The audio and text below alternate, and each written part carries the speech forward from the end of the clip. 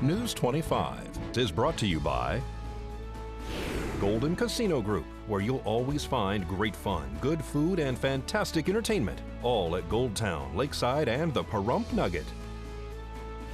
News is also brought to you by J.K. Nelson Law. Call 727-9900 today for your free consultation. If you need a lawyer, you need Nelson.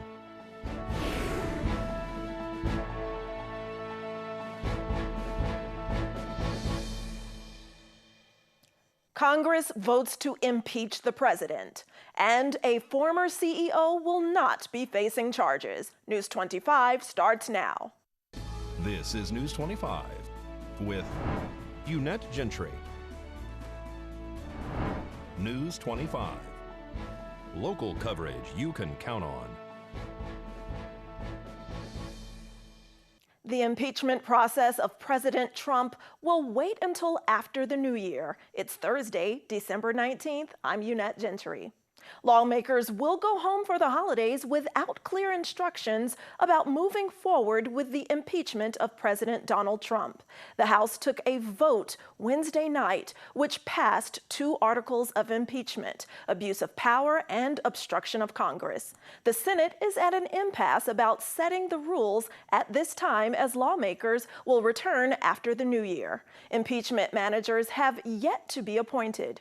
Trump is the 3rd president in U.S. history to be impeached. This case will go to the Senate to consider whether the president should be removed from office. And turning back to local news, Nye County District Attorney Chris Arabia says he is not moving forward on the alleged embezzlement case against the former CEO of Valley Electric. The Nye County District Attorney said he doesn't intend to seek any charges against former CEO of Valley Electric Association, Angela Evans.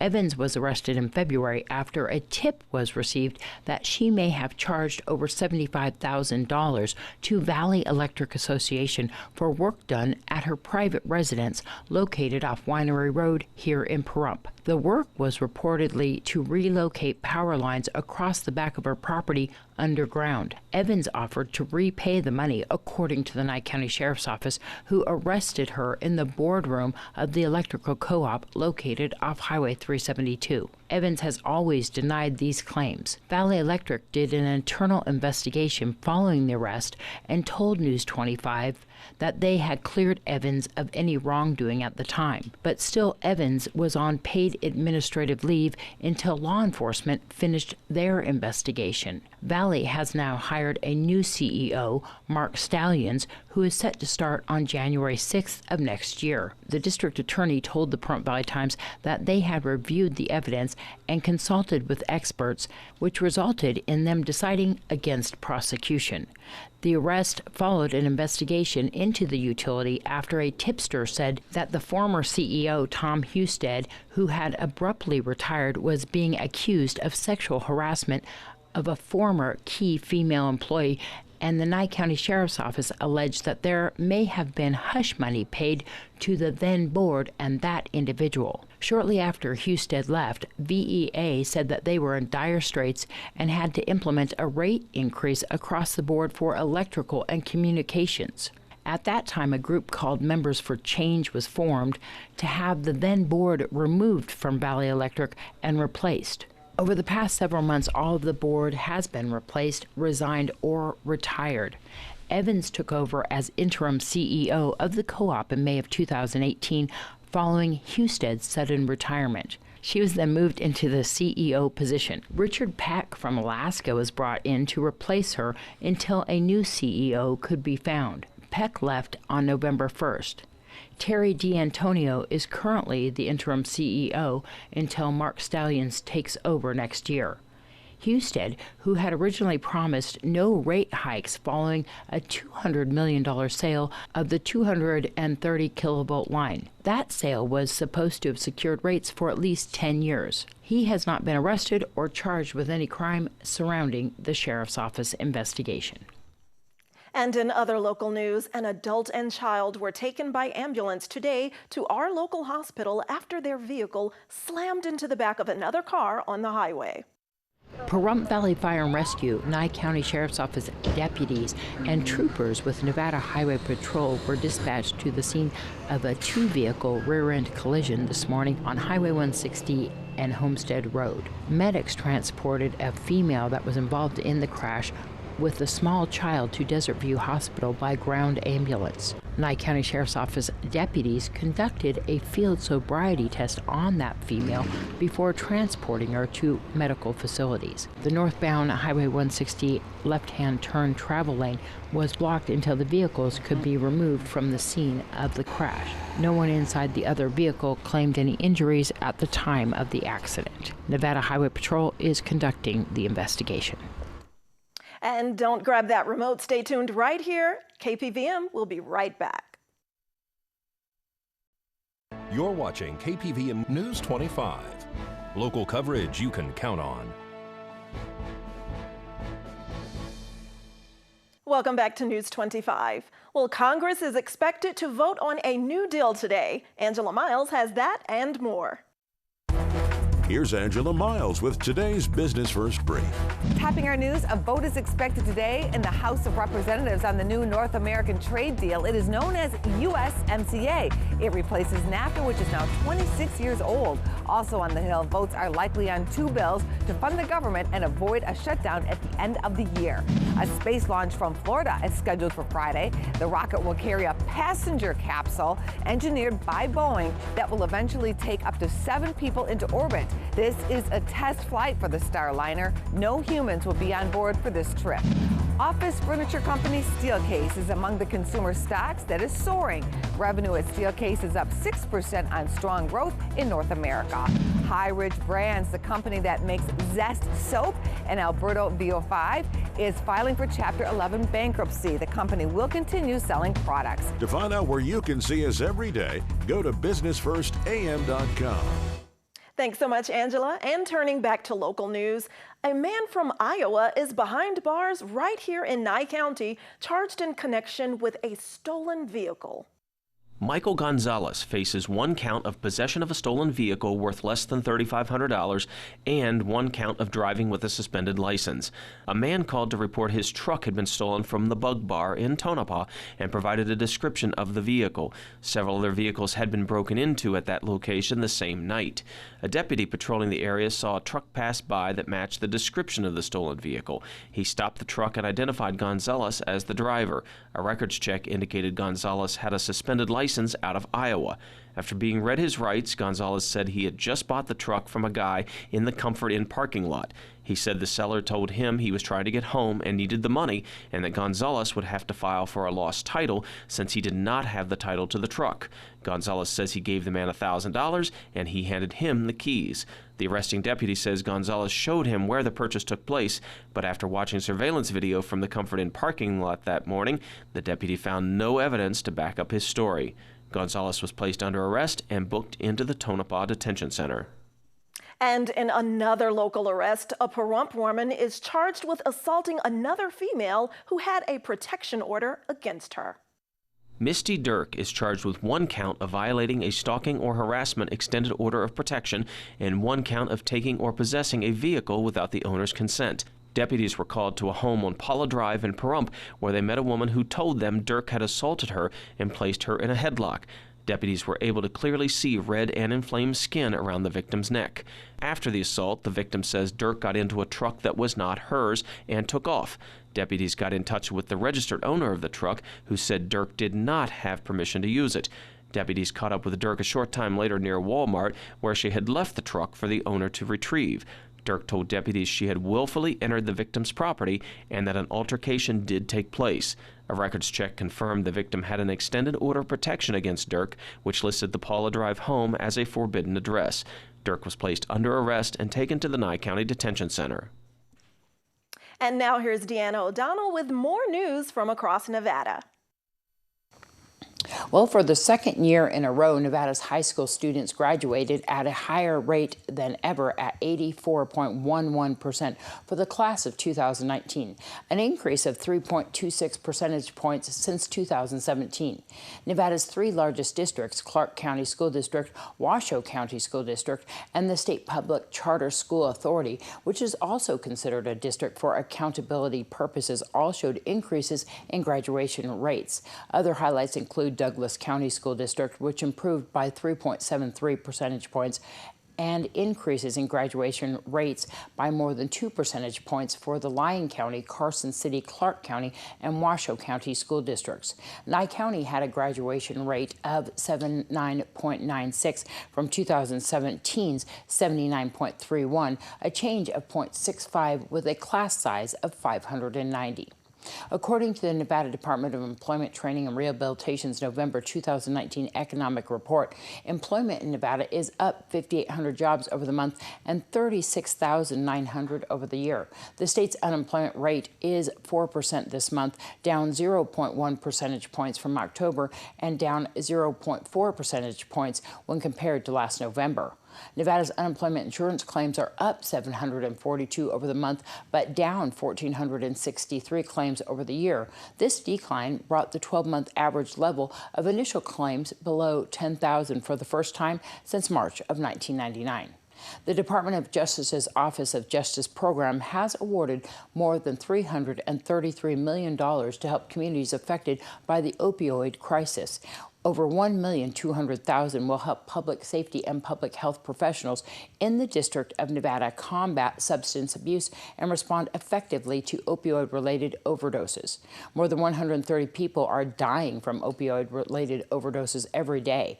The funding will help a wide range of activities, preventive services, and comprehensive treatment to recovery assistance, forensic science services, and research. Grants will help law enforcement officers, emergency responders, and treatment professionals across the country coordinate their response to overdoses. Funds will also provide services for children and youth affected by the crisis and will support the nationwide network of drug and treatment courts. Other awards will address prescription drug abuse, expand the capacity of forensic labs, and support opioid-related research. More than $44 million is being awarded nationwide to jurisdictions, academic institutions, and training and technical assistance providers to establish, expand, assist, and research the effectiveness of adult drug courts, including veteran treatment courts. I'm Deanna O'Donnell. That's your news across Nevada. Thanks, Deanna. And plans for Christmas Eve when we return. This segment of the news is brought to you by Mountain West Lawyers, Nye County's injury attorneys. Don't get bullied by insurance companies. Call Jason Ernest and bully them back at 775-727-9500.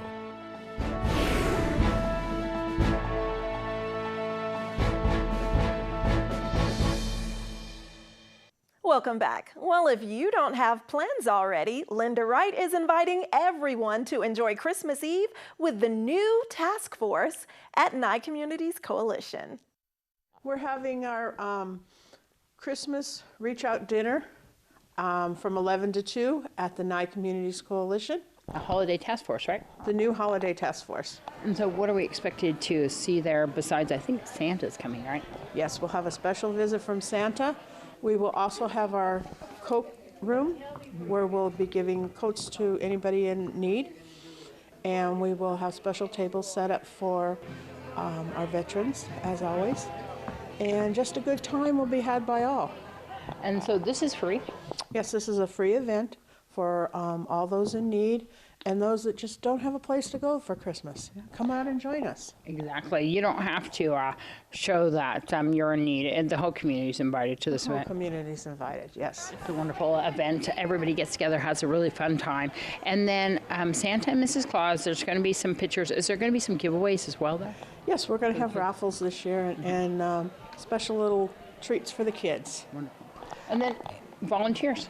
Yes, I'm still looking for volunteers. You can call me at 775-419-7857 or text me at the same number.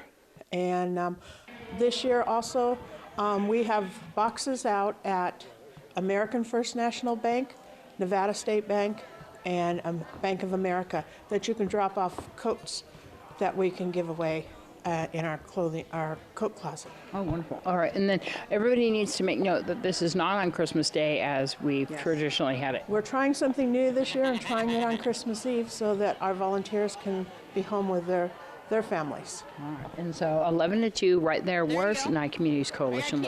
It's on the corner of Wilson and West at 1020 East Wilson behind Walmart. All right, come on down. Come on down, enjoy us. News 25 WeatherCam is brought to you by Lerner and Rowe Injury Attorney's Office in Pahrump. In a wreck, need a check? Call 702-877-1500. All right, it's time for us to take a look outside at what conditions were like a bit earlier today through our Lerner and Rowe weather cam. Look at that. Not nearly a cloud in the sky in that direction. It is a beautiful last few days of fall. That's right. This weekend is the first full weekend of winter. And so we'll take a closer look at our forecast and what we can expect during this pre-holiday weekend.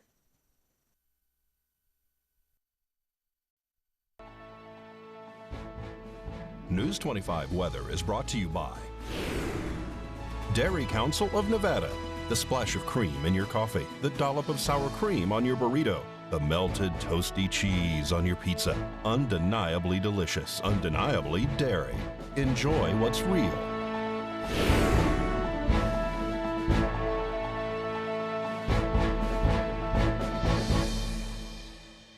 All right, let's take a look at our highs and lows across the Silver State today. Las Vegas tops out at 55 and with a low of 35 degrees. Death Valley's high, 63 degrees with a low of 40. Amargosa's high, 55 with a low of 30.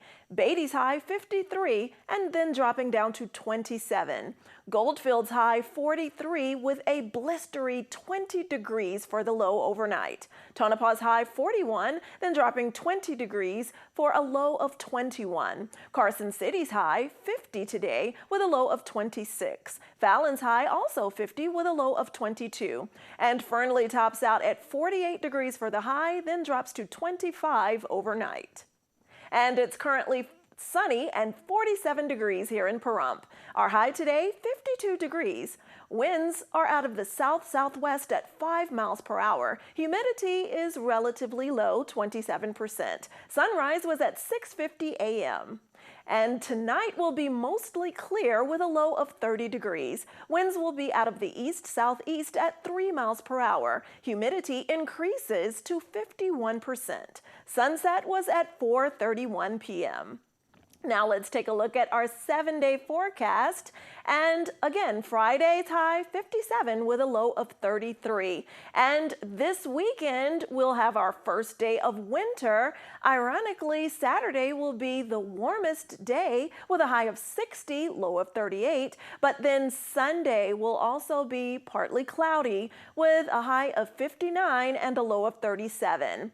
Monday, the eve of Christmas Eve, will have a high of 56 and a low of 38. Tuesday is Christmas Eve. It will be partly cloudy with a high of 50 and a low of 34. And Christmas Day is Wednesday, and we are going to have a high of 51 and a low of 34.